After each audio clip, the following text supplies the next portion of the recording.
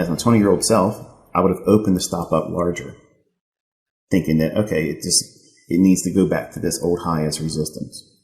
That was my mentality. That was my thinking. So the stop would be elevated up to here, which does what? Offers up more opportunity for, if it's going to go higher, it's going to dig into that liquidity that would be above that high.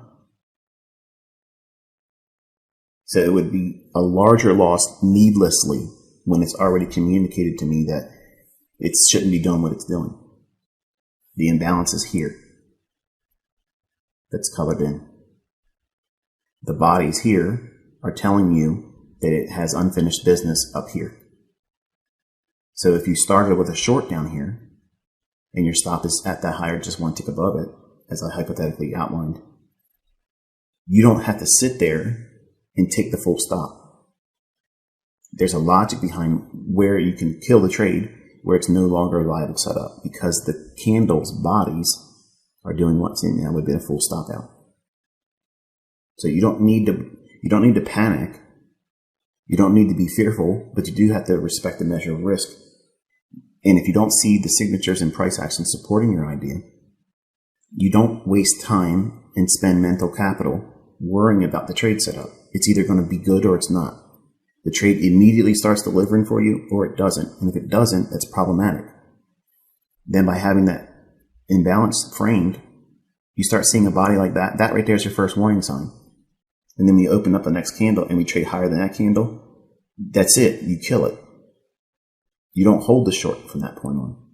So what do? You wait, you move to the sidelines. And then when it goes higher like that, where it would have been an initial stop out, that would have been a full stop, you feel better about yourself because you've managed risk appropriately and you're not reacting to price. You're reading price. You're letting it tell you the narrative and the story that it had unfinished business above here. Why? Because the imbalance should have kept the bodies inside of it and it was unable to do so.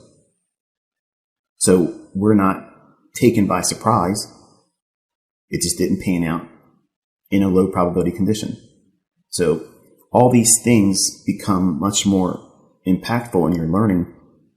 So that way you're not guessing. You're not trying to,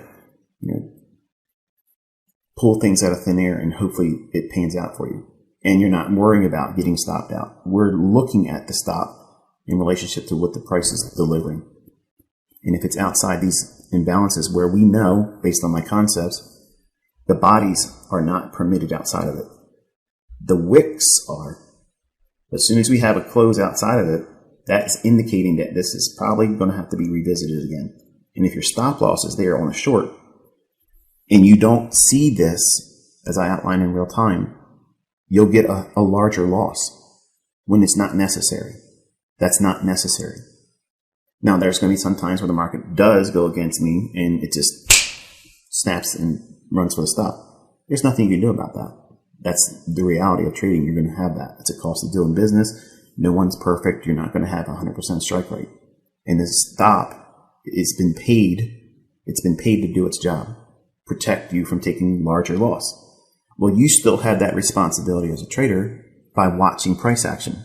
And this is why it's important to be listening to these boring parts, because you now have learned how to manage a stop loss.